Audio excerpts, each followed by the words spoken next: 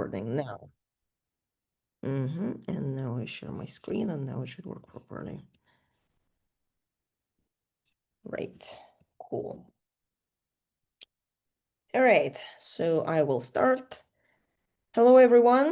Thank you for coming today to our public seminar, the first seminar of the semester. And first, I will give you the yearly update about our network, what is new, what is going on.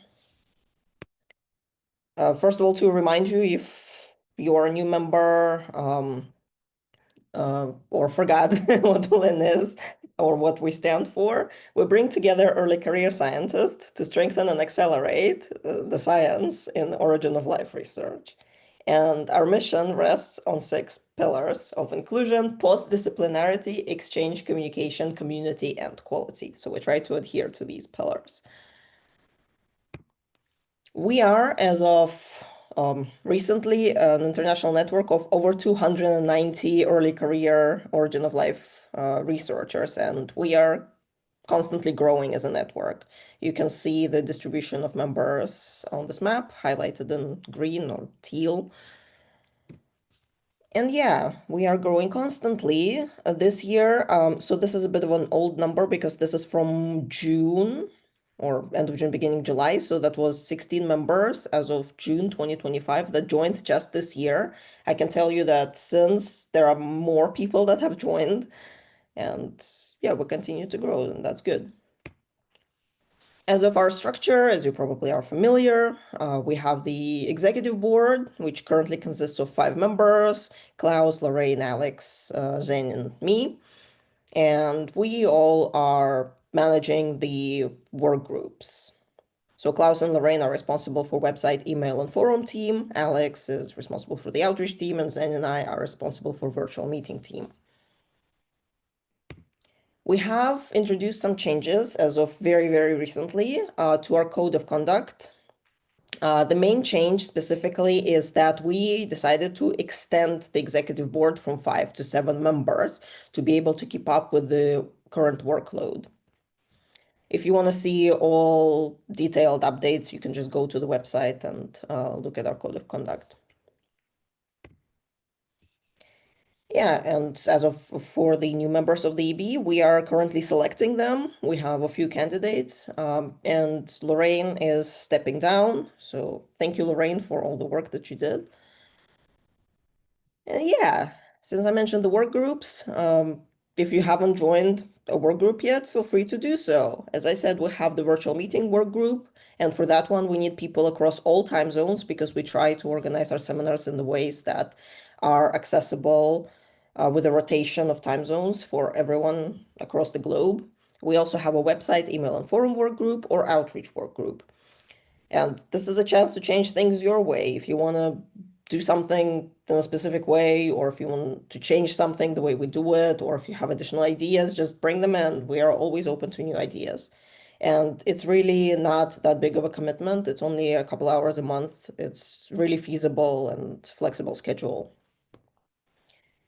We are also actually establishing a new work group right now, which is called in-person meetings. So get in touch with us if you wish to join this one.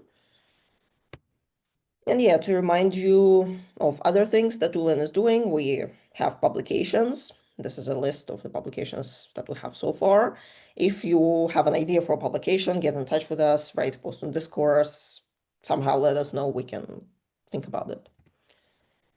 And of course, we are conducting our virtual seminars, for example, this one, on a schedule of every 2 months with the rotating time zones, and any OoLEN member can present. And sometimes we invite also external speakers. And as I said, some of the recordings are available on YouTube channel for the public seminars, and the others are usually available via the Discourse forum. If you wish to give a talk, that's always encouraged and appreciated. So just get in touch with us or write a post on Discourse and let us know. Yeah, speaking of Discourse forum, as you all probably know what it is, it's a place to share your research, discuss ideas, seek help, share opportunities, and so on for OoLEN members. And we have some news about specifically our forum. What has happened is we migrated the server and changed the domain of the website. So the previous domain, discourse.oolen.co.uk, is no longer active, as you may have noticed. And now it is called discourse.oolen.org. So, and we have finally fixed the major bug that was preventing users from accessing the forum or posting on it or updating their information. So now everything should work. So if you really wanted to write something or update your information, now you can finally do it. It took us a while, but it's done. And yeah, thanks to Klaus and Alex mainly to fix all of this. Yeah, and we also have, of course, in-person meetings or offline conferences. Our main one being the Interdisciplinary Origin of Life meeting, IOL. It's a biannual meeting. The next one will be happening in 2026, and it's a place to connect the network for early career researchers and provide an opportunity for them to present their work in a relaxed setting and exchange ideas across different disciplines with regards to origin of life. We are currently organizing or starting to organize the next meeting, which will take place in Japan. So please get in touch with us if you wish to help organize it. Another offline conference that we had for the first time this year is Falcon, which is a collaboration with the Astrobiology Graduates in Europe, or APGARD. Falcon stands for Frontiers in Astrobiology and Origins of Life Conference. Again, it's organized by the early career researchers for the early career researchers.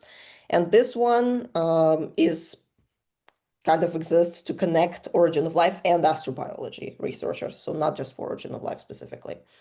And again, there's an opportunity for the early careers to present their work in a relaxed setting and exchange ideas across both disciplines.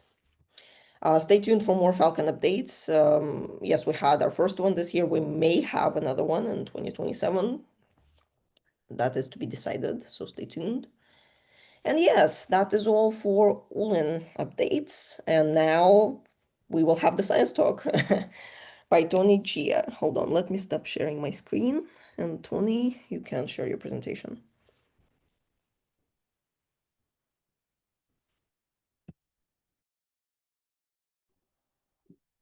Great. Hi, everyone. Give me a second. Let me get this set up. It's good to see some familiar faces. It's good to see some people that are not so familiar. And so I hope that you find today's talk interesting, and I hope there's a lot of time for discussion after this. So maybe we'll try to make a reasonably not so long talk and then chat about many things. And first of all, I'm very glad to hear that OoLEN is going to be coming to Japan next year for the meeting. So hopefully it goes well, and fingers crossed that you get a lot of people to attend. There's a really big origins of life and astrobiology research community in Japan. So I really hope that it's a good way for those students and researchers in Japan to connect with those of you who are outside of Japan. I guess today, many people may be tuning in from Europe, Middle East time zone wise, but maybe there's someone from North America or South America. So anyways, hope to see people in Japan next year. And so let me give a brief introduction to myself. So my name is Tony. I'm a researcher here at Hiroshima University, where I've been for 3 months. I moved here in June. And I'm also an affiliate of Blue Marble Space Institute of Science. And so a little bit about my background. So as always, origin of life research is a very diverse field requiring a lot of collaboration between different disciplines. So I started my kind of educational life studying chemistry and business, economics, and management. And so research-wise, I did do mostly chemistry-based research. I have some experience with proteins and also with lipids, for example, crystallography or mass spectrometry. And then after that, I did my PhD mostly studying nucleic acids. So I did some applied work, developing RNA sequencing technologies, and then some basic science work related to origins of life, studying non-enzymatic RNA polymerization. And specifically, what got me interested in the origins of life was, first of all, there are all these biomolecules specifically that I had a hand in studying throughout university and graduate school, for example, RNA, nucleic acids, peptides, proteins, lipids, and really understanding how these molecules came to be in the first place, why they were chosen specifically over other types of molecules really got me interested. And so after my PhD, I really wanted to pursue this line of research. So that led me to move to Tokyo in 2017, where I was at the Earth Life Science Institute at Institute of Science Tokyo, formerly Tokyo Institute of Technology, for about 8 years. And over those 8 years, we spent a lot of time doing various aspects of not just research related to origin of life and astrobiology, but also other things like communication, outreach. So it was a really interesting time research-wise. And since 2019, I've been an affiliate of Blue Marble Space Institute of Science, where I've been contributing a little bit to Summer Young Scientist program and also various research and outreach activities. Since June, I've moved to Hiroshima University, and I'm now program manager of a project called Hiraku Global, which seeks to support and develop early career researchers here in the Chugoku Shikoku region of Japan. Specifically, we have 4 university partners, with Hiroshima University as kind of the base and lead organization. I'll discuss a little bit about this at the very end for those of you who are tuning in from Japan and interested, specifically because we do have a few events open to the public coming up in I guess later this year and early next year. So stay tuned for that discussion at the end. So let me move on to this topic. So we know that there are many ways by which biomolecules formed on early Earth. For example, nucleic acids, amino acids, such biomolecules, if you will, could have formed through, for example, atmospheric discharge, UV irradiation, hydrothermal vents, even on meteorites that were delivered to Earth. So of course we know that this is possible. Of course, major questions include how much could be created and whether those yields were enough to produce enough chemicals to undergo efficient chemical reactions. However, we do know that it is possible to create certain biomolecules. One of the ways by which we know that is just an example.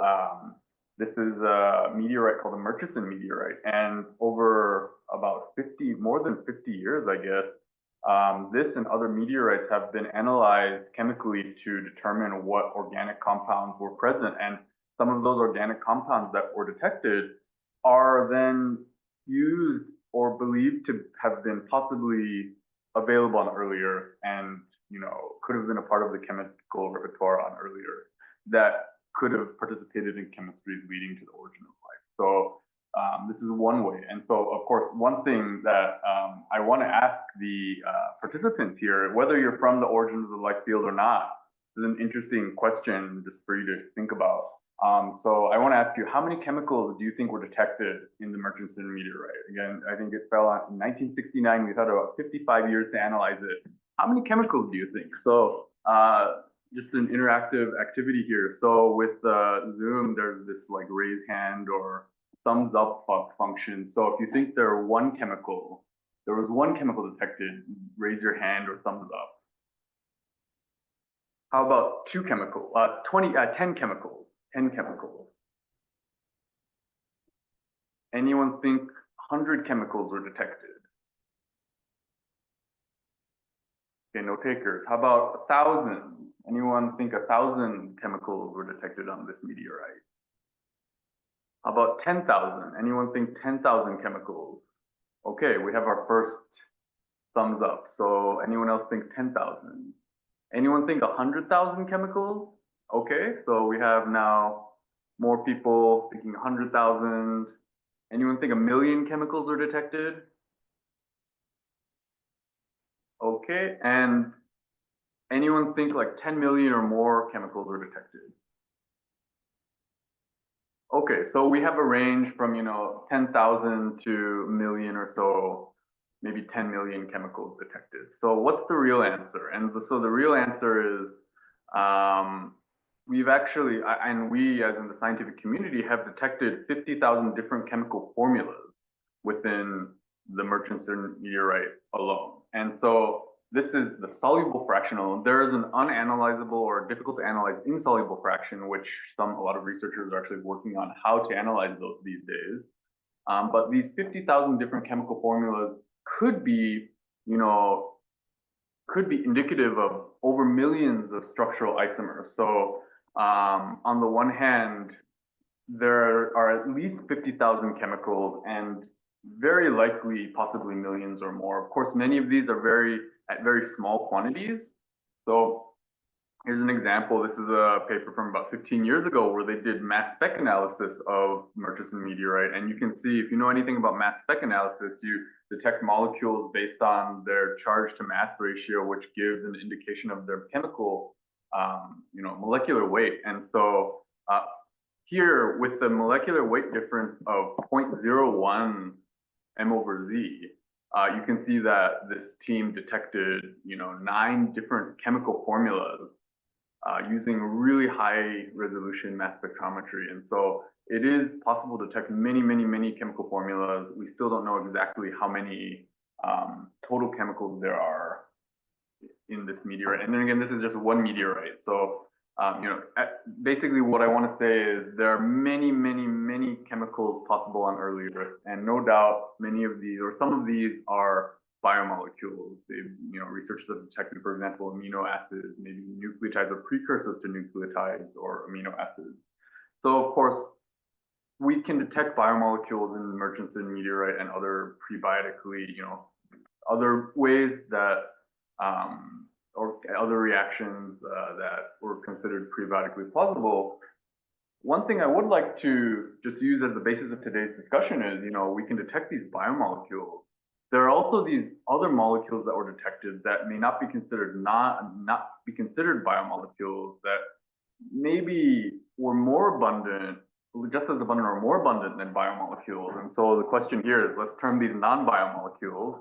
Can these non-biomolecules catalyze lysomergence? And I use non-biomolecules a little bit loosely. Basically, what I want to say is molecules that are not typically considered important in biology, or even if they are considered important in biology or present in biology, for example, their functions on early Earth didn't really exactly match their functions on, in modern biology. So let me give one example. So one example is the top row. These are alpha hydroxy acids. So these are chemicals. They're small monomers that are very similar in structure to amino acids.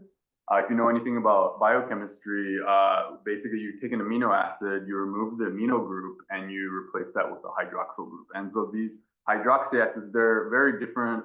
They're very diverse. You can have many different types of hydroxy acids with different side chains, different functionalities. And they can be found in atmospheric discharge experiment products. They've been detected in meteorites, so we know that they could have existed on early Earth. And specifically, why I want to consider how hydroxy acids as non-biomolecules is, it's true. So number 2 here is lactic acid, and maybe lactic acid as an important player in metabolism in biology, or perhaps if you exercise, you know that if you kind of go over your limit, you have this lactic acid build up in your muscles. So it is present in biology, but what I want to show you today is perhaps the function of lactic acid here on early Earth may have been different than its modern function, not just lactic acid, but other hydroxy acids. So specifically, one really interesting chemistry that we like to use in the lab to demonstrate the primitive functionality of hydroxy acids is this polymerization reaction down here. So you can take hydroxy acids here, 2 arbitrary hydroxy acids, alpha hydroxy acids, you subject them to dehydration via heat, for example, at 80 degrees, and over time they form these nice polymers based on ester bond formation through dehydration. And one other thing I'd like to point out is hydroxy acids may not be so different from amino acids either. So of course there are research groups like those at Georgia Tech who have shown that it is possible to make polymers which are hybrid hydroxy acid amino acid polymers, and over time they kind of transition from more hydroxy acid containing polymers, or polyesters, if you will, to more amino acid containing polymers or peptides.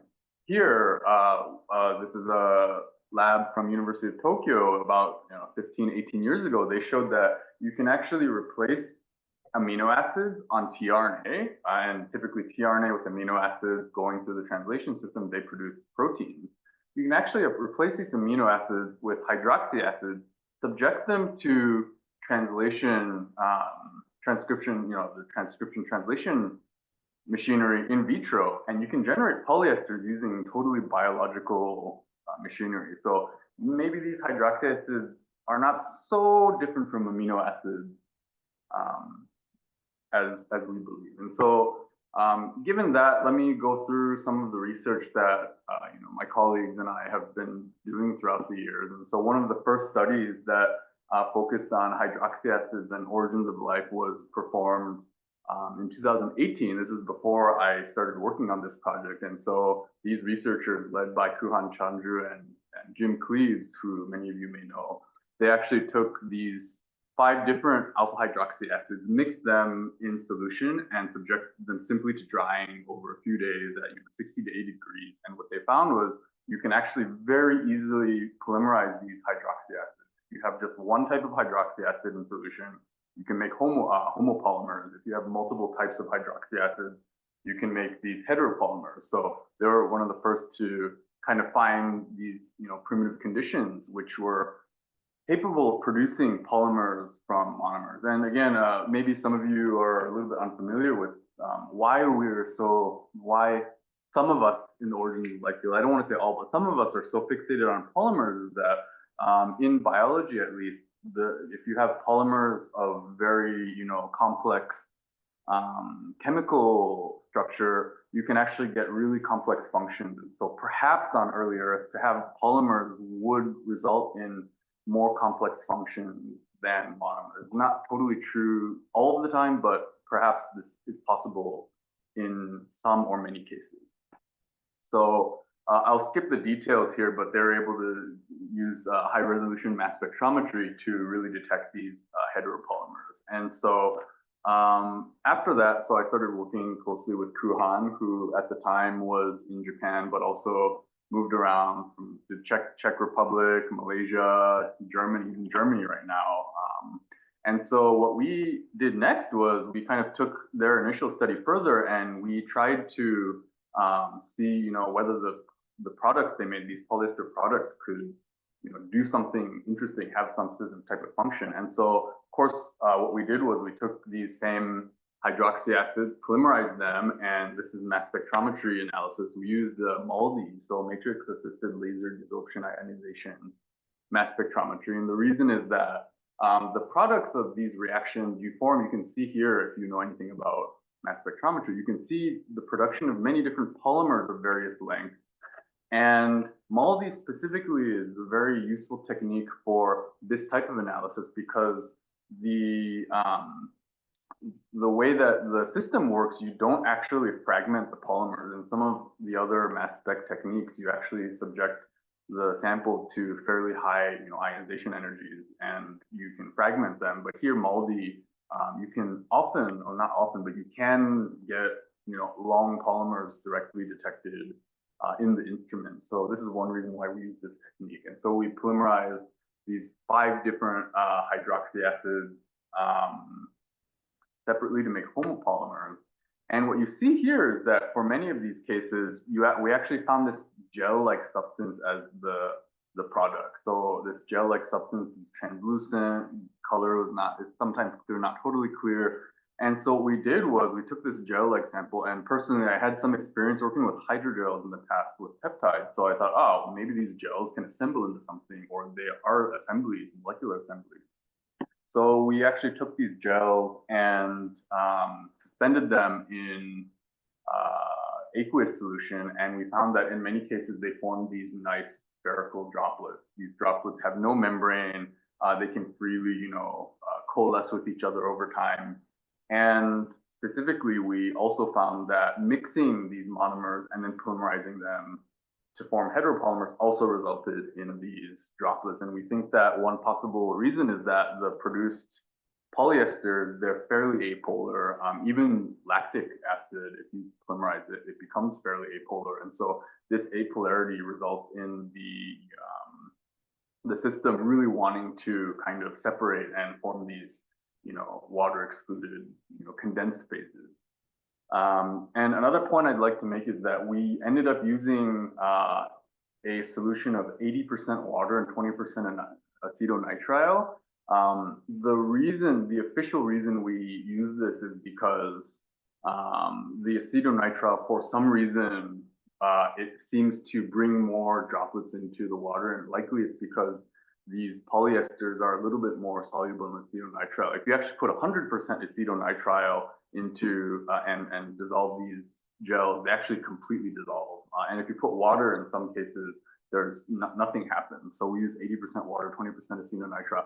How we ended up with acetonitrile, we tried a few different solvents and it appeared to work. And so that's why we ended up sticking with this.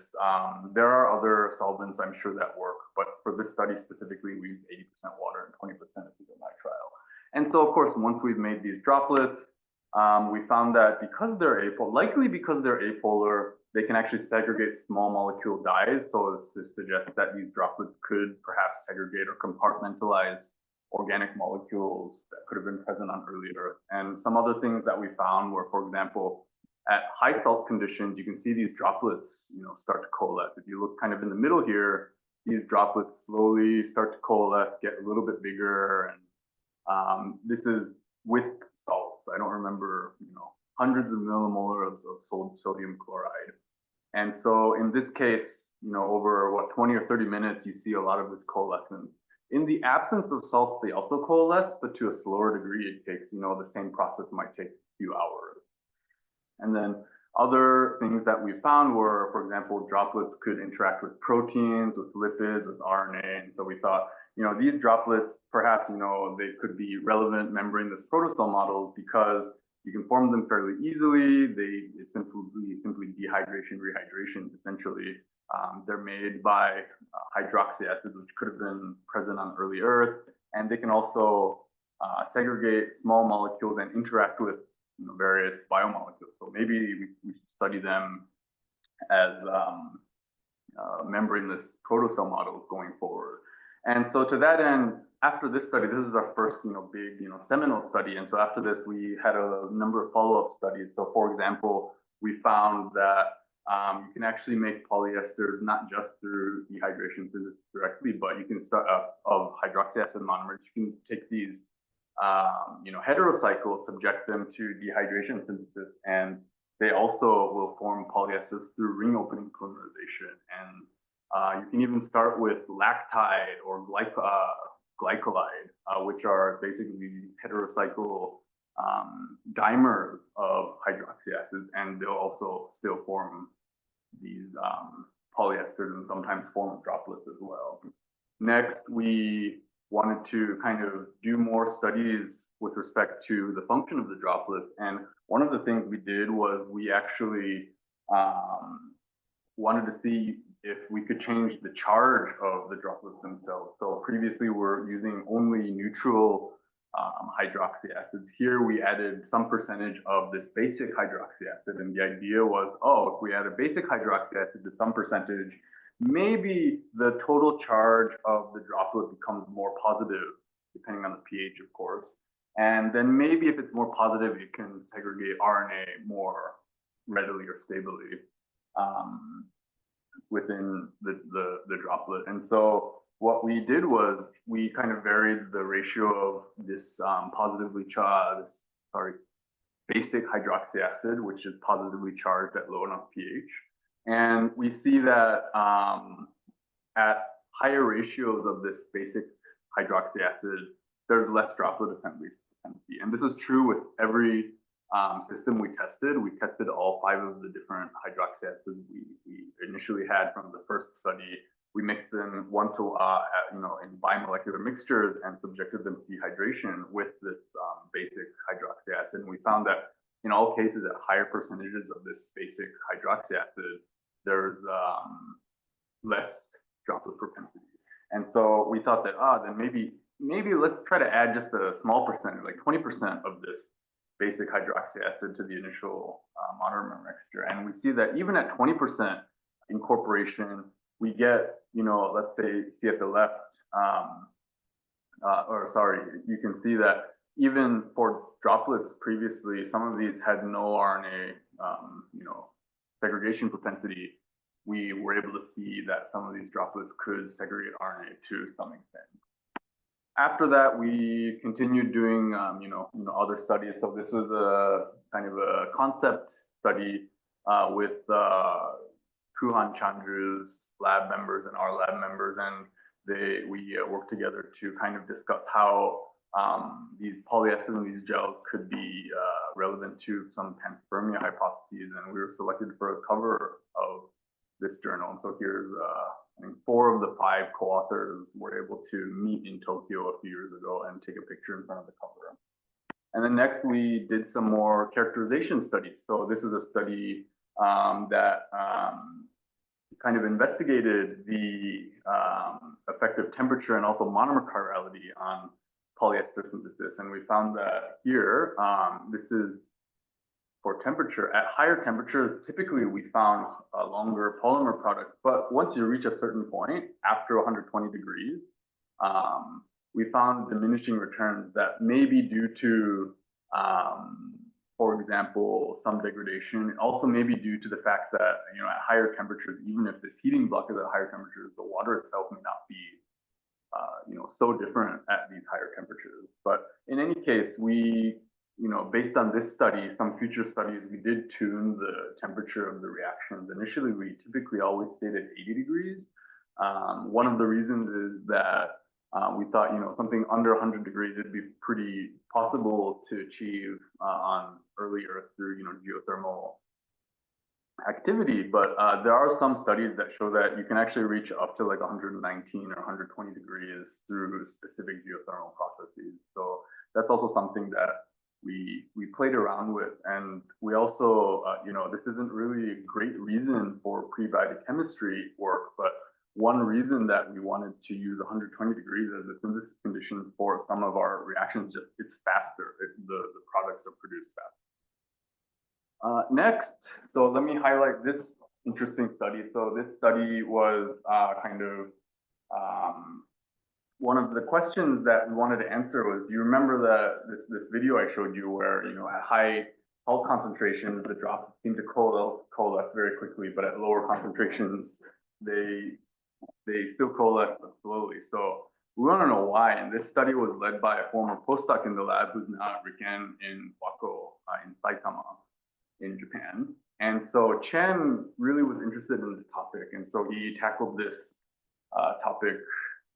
And so what he found was that, so he subjected these droplets to different concentrations of different types of salts, sodium, potassium, magnesium, and calcium chloride. And first of all, he tracked their turbidity and their size over time. So turbidity may be a proxy for droplet number, and of course the size is the droplet size. And we think that, size increases over time indicate coalescence of some sort. And what he found was, first of all, at higher salt concentration, in general, he found lower turbidity over time and larger diameter over time, which suggested that over time the droplets may have been coalescing so that they decreased in number but increased in size. He also found that it seemed that divalent cations resulted in faster coalescence than, lower concentrations of divalent cations were required to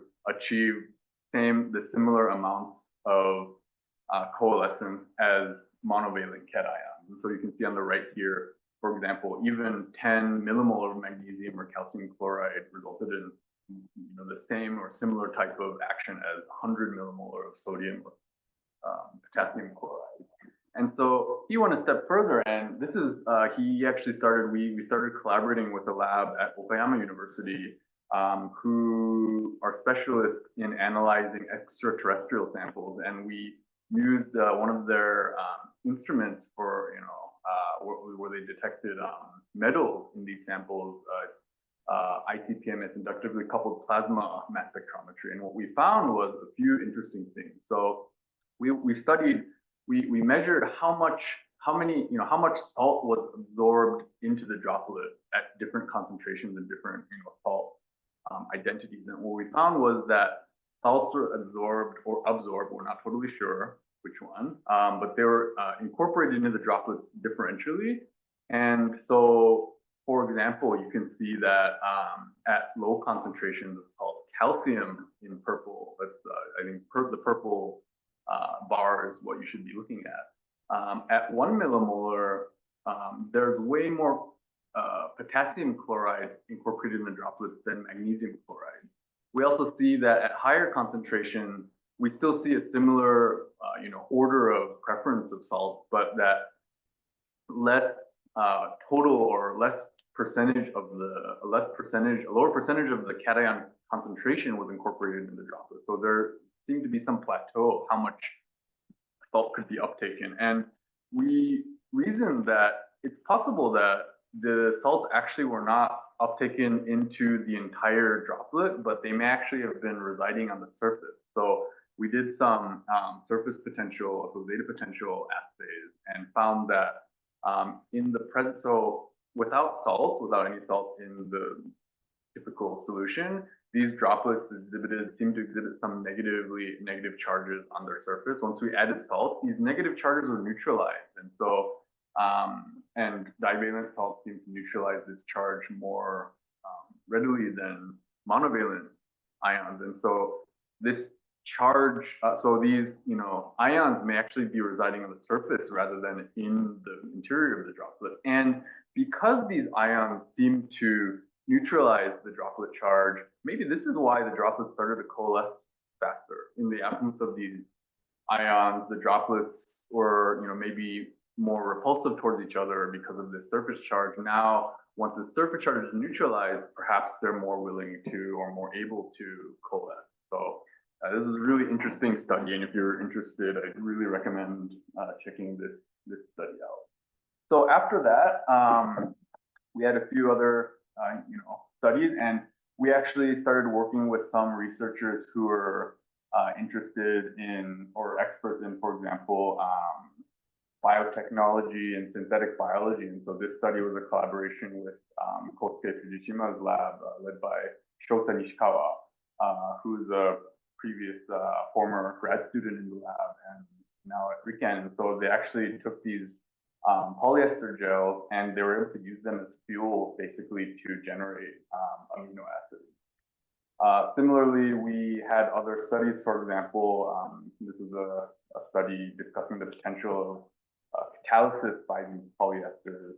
And then here are two other studies which came out this year. They're led by two graduate students in Kuhan's lab who came to LC a few times to do some experiments. And what they found was that so they studied the effect of salt and also reaction concentration and volume on this polymerization, the hydroxy acid polymerization and droplet assembly process, and found that, again, only at fairly high divalent salt concentrations did the process really get affected. Even at fairly high monovalent salt concentrations, you could still see pretty good polymerization activity and a lot of droplet assembly. And so they were able to, publish these papers earlier this year. And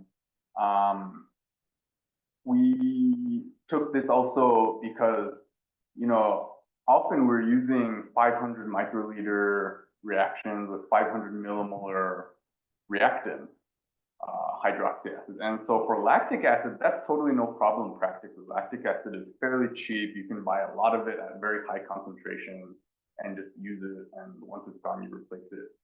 Phenolactic acid, one of our, I don't want to say favorite, but one of the hydroxy acids which when polymerized showed really good droplet assembly propensity. That's really expensive.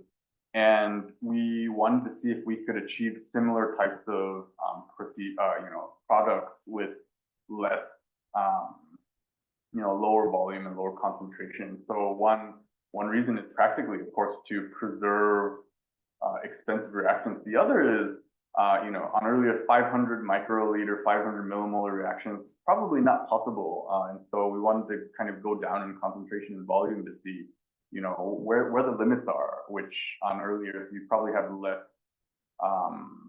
concentration, especially of these reactants. And so that's why we did these studies.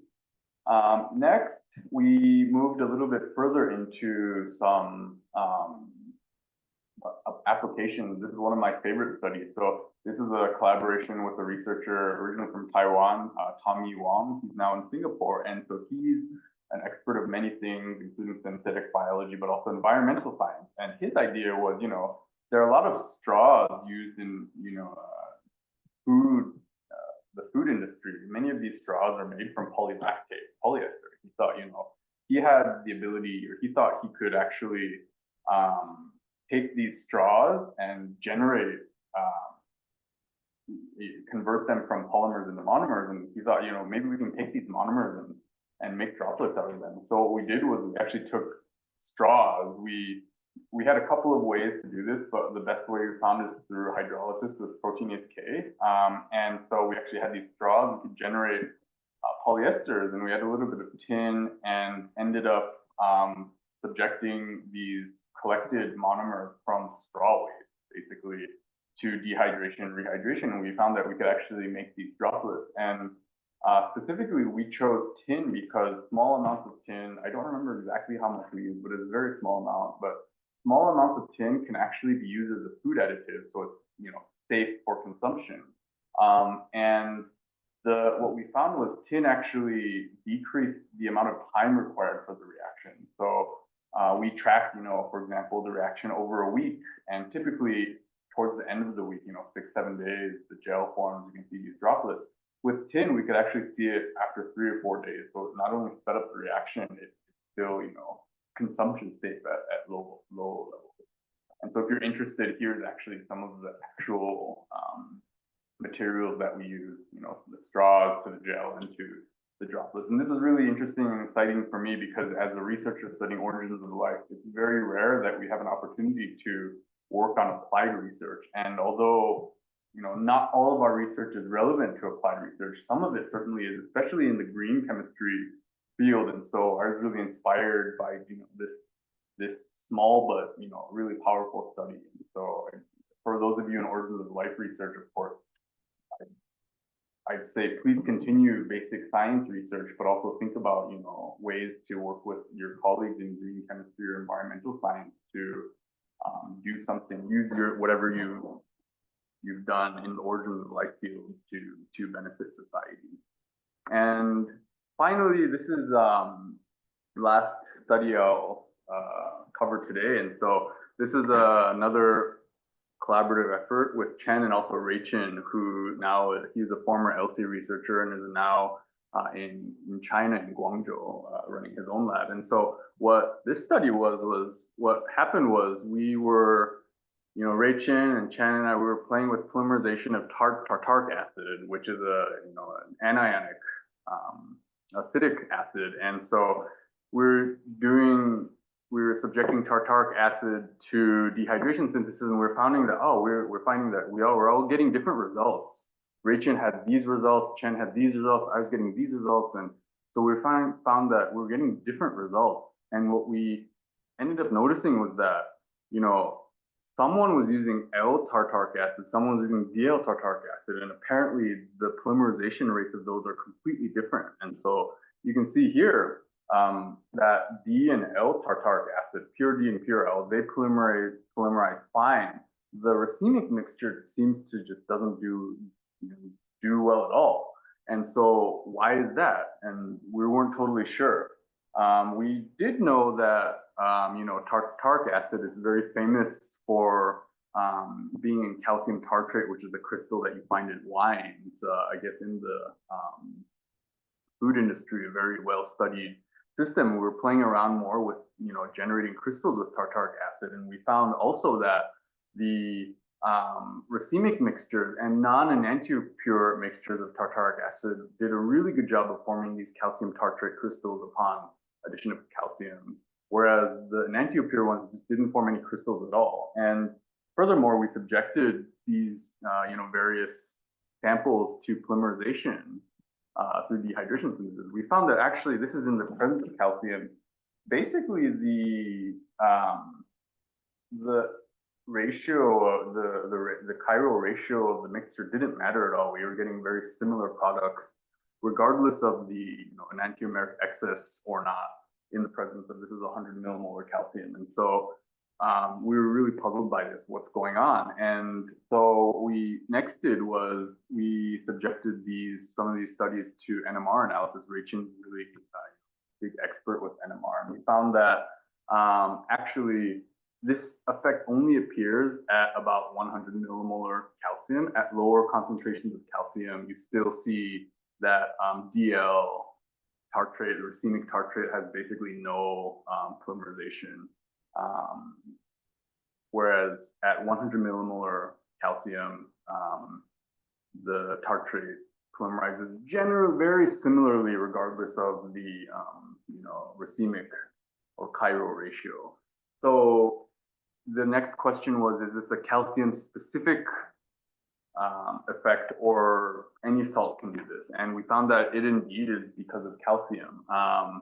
So we have tested other salts at high concentrations, magnesium chloride, sodium chloride, and all of those.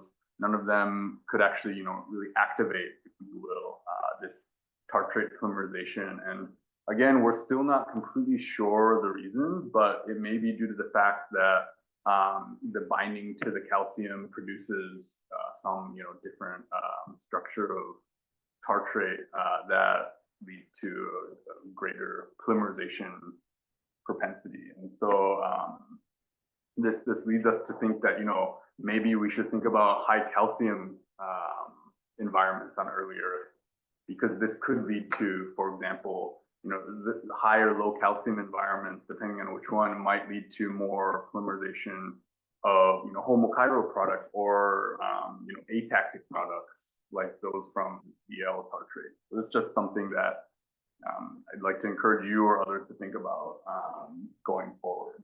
And so that's all of the research I'd like to discuss today. Of course, we wouldn't be here, no one would be here without funding. So I'd like to thank all of these funding sources. And also, I and many of us wouldn't be here without our collaborators. So I'd like to thank many of our collaborators in Japan, around the world. And, we're still working with many of these collaborators on new projects, which I won't talk about today. But I hope that you can look forward to some of our upcoming studies, which I think will be very interesting for some of you to read. And finally, I'd like to talk a little bit more about what I'm doing now. So again, I mentioned that I'm now the program manager of Hiraku Global, and so Hiraku Global is a consortium of 4 different universities located in the Chugoku Shikoku region of Japan. So it's here. It's kind of mostly West Japan. And so these are 4 universities within this region. Hiroshima University is where I'm based at. We're the lead organization, and we have 3 partner organizations, Yamaguchi, Tokushima, and Ehime University. And specifically, our project is focused on supporting early career researchers, specifically tenure track researchers at these universities. And specifically, this region is supported because it's perhaps, there are many really talented researchers here, especially young researchers, and perhaps compared to the bigger cities in Japan, the amount of resources or the availability of different resources is a bit less. So this project really seeks to try to support these really talented early career researchers. And so to that end, we have, many developmental initiatives to help to, these early career tenure track researchers to develop their careers. There's things like, conferences, retreats, training sessions, many different things. And my job now is to really work on building the program specifically to empower researchers to, both professionally, so practically, to build practical skills pertaining to research, and also things like, mentorship or communication, but also visionary empowerment, which is to give researchers the ability and the tools to really lead their own research and research directions over the mid and long terms. And so to that end, for those of you interested, we have a few upcoming events, and specifically, many of you are joining online outside of Japan. So I'd like to point out that it's very possible, for example, in a few months, we'll be having a more detailed webinar about the international aspects of Hiraku Global. And also in February, we will be having an annual conference where you'll be able to hear 5 current Hiraku Global researchers talk about their research and what they've been doing over the last few years. And so, of course, if you're interested, please feel to check those out. If you're in Japan, we're going to be having a symposium in January about researcher development. I'd really encourage you to come to Hiroshima to attend that as well. And so with that said, I'd like to thank everyone for listening. I'd like to thank the organizing team, especially Val and Lorraine for inviting me and giving me this opportunity. And if you have any questions, I'm happy to take them now, or if we run out of time, I'm happy to answer. You can contact me by email anytime. Thank you. All right. Thank you, Tony, for this amazing talk. It was a lot of information. I will stop the recording now so we can have the discussion in peace offline, like off the recording.